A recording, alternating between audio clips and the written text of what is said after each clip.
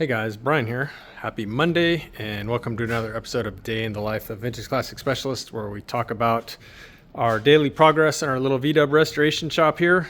Hope everyone had a good long Thanksgiving weekend, and let's go ahead and talk about what we're going to talk about briefly, and then we'll go ahead and get in. So Rafa worked on the 74 Beetle there today primarily. And I worked on a couple cars. I worked on the 69 Baywindow bus. Did a little bit on this guy, the 62 Custom Beetle, which if you're a regular around our channel, you'll notice it's got a deck lid on it now. And spent a whole lot of time driving around and researching and stuff, some things for this, which by the way is now officially a project of ours, other than the upholstery, which is what it originally came in for, just some upholstery, but I'll talk about that at the end.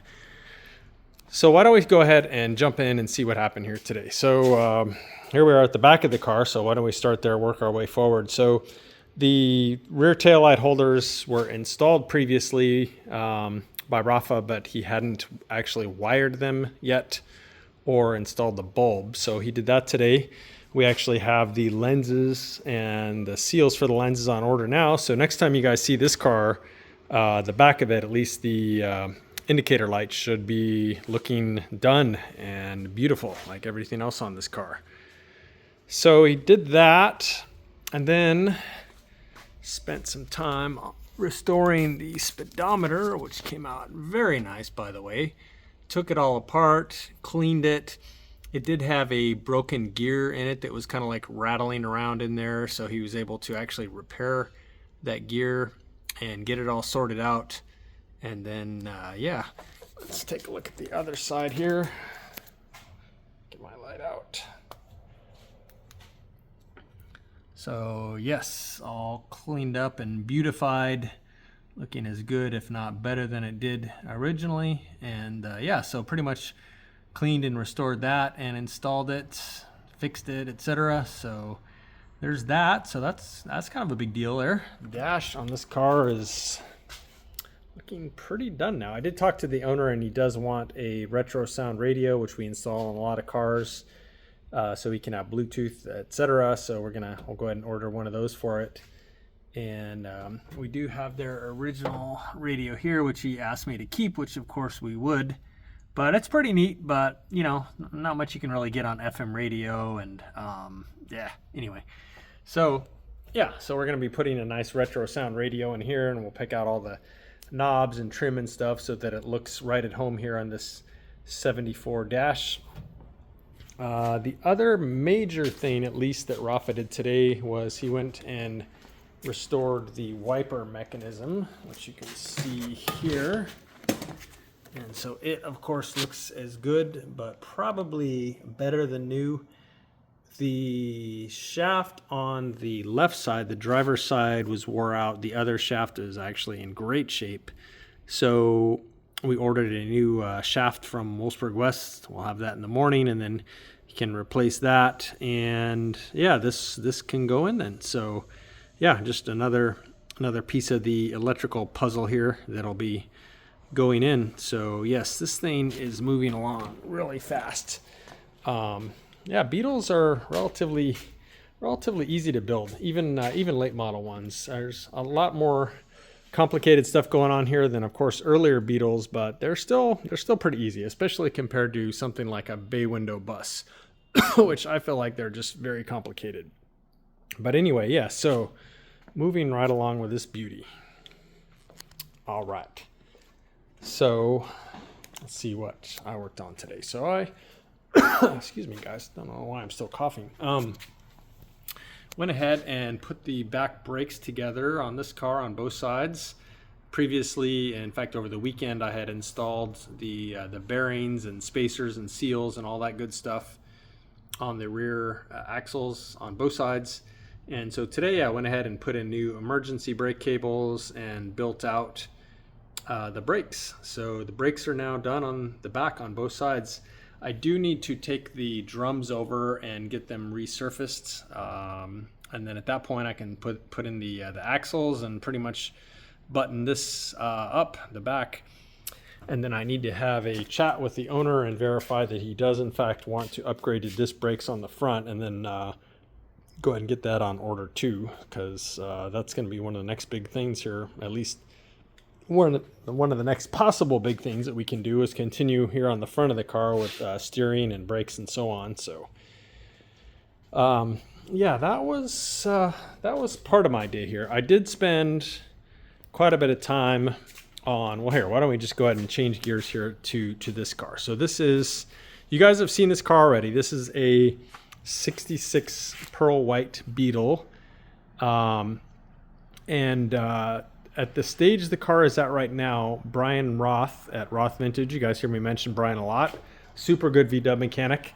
He, I hate to say reluctantly, but he doesn't really like building cars or doing restorations. But the customer of his, they've worked together for a really long time, and Brian really wanted to help him out. So he pretty much built the car up to this point. And I think Brian did most everything. We did the upholstery, of course, but other than the upholstery, I'm pretty sure Brian's done everything on it as far as like assembly, and I'm sure the pans and stuff were done by Washburns if they needed it. But other than that, yeah, Brian's put this thing together, wired it. So talking to the owner and talking to Brian Roth, the owner and Brian both agreed, you know what, let this Brian Conklin, Vintage Classic Specialist Brian, let them go ahead and put it together. Brian was like, yes. Brian Roth was like, yes, please just finish building the car. Again, he doesn't really like doing full builds like this. He really likes doing more mechanic work, and that's great because we like doing restoration work more than mechanic work, although we can do both, as can he, but our preference is to build cars. And so yeah, this one is actually going to be sticking around here now for us to go ahead and complete the build. So if you saw the episode on Saturday, you know that we did the headliner, which of course looks amazing because Santiago, our upholstery guy, did it. Everything the guy does is amazing. And the carpet is in it. You can just ignore the floor mats because they're just kind of thrown in there for now. But yeah, these are the floor mats that go in there. So today I spent some time trying to hunt down material for the seats and managed to find, so Global Upholstery Supply, which is our upholstery shop that we use, was able to get this Volkswagen red basket weave, which looks very nice, feels great. Anyway, so we found that, and then we found a very close match for the smooth vinyl to go with it.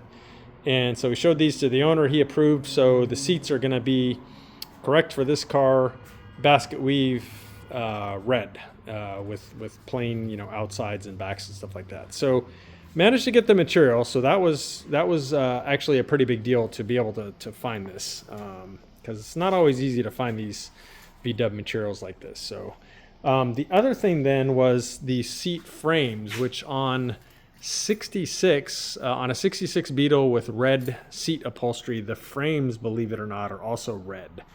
So this is a little weird for VWs because usually on earlier cars, seat frames were like more of like a off-white or something, and then on later ones they were like a gray black color. But on 66, at least the ones that had red seat upholstery, the seat frames were also red, like a very deep color of red. And so, as luck would have it, I called Kevin at Temple Restorations. You guys can look up him, and he makes and sells spray paint in spray cans of like almost any VW color imaginable. And he happened to have a can of this red, and the name of it is escaping me at the moment, but this is the correct red for the seat frames for this car. And so Rene went ahead and did all the prep work on them. Actually, before that, I think Rafa welded a few broken springs on the seats. And then Rene went and prepped these and so on, and then painted them with the spray paint from Temple Restorations, and then put a good hard automotive clear over that. So this paint job is going to be very durable, and it's going to look good, you know, essentially forever. Much higher quality what we've done here than what VW was doing. But yeah, so we did manage to find that color, and then the The seat pads, the horsehair, or they're actually made of coconut fiber now. We're getting those in the morning. I've got the upholstery material that I just showed you on order, hoping that the Global Upholstery will have that also in the morning or tomorrow sometime. And then Santiago is going to go ahead and hit the ground running on upholstering these seats. So pretty exciting. So yeah, while he is working on the seats, the owner is supposed to bring over, he's got like boxes of parts for this car, including the windows. I think he's already bought the seals and all this stuff. So we can pretty much start putting windows in, you know, handles, etc. Mechanism. Well, the mechanisms are already in, but start putting in handles, trim. Again, as I mentioned, Brian Roth has all the wiring is already done. I got to check with the owner. I think he does have an original set of 66, 67 wheels for it. So I want to see what he wants to do with those, if he wants to paint them correctly like this original one here, or what he wants to do. And yeah, I don't think he has, I think he has bumpers, but they're very badly dented and rusted. And as you guys know, we love Wolfsburg West's bumpers. They're really, really nice. There's really no point in re-chroming original ones because Wolfsburgs are so nice. Super thick material. The chrome plating is just phenomenal. And they're relatively affordable, especially compared to trying to like straighten out and re-chrome an original set. I think a pair of bumpers, it's like 13 or 1400 bucks. You would definitely spend more than that re-chroming some original ones, and can almost guarantee you they wouldn't look as good. So yeah, anyway, this is the latest project to come in. Again, originally it just came in for upholstery. Actually, it originally just came in for a headliner, and then I talked to the owner and decided to also do carpet. And then he said, well, can you do seats? And it's just kind of one thing led to another. Now we're going to finish the build.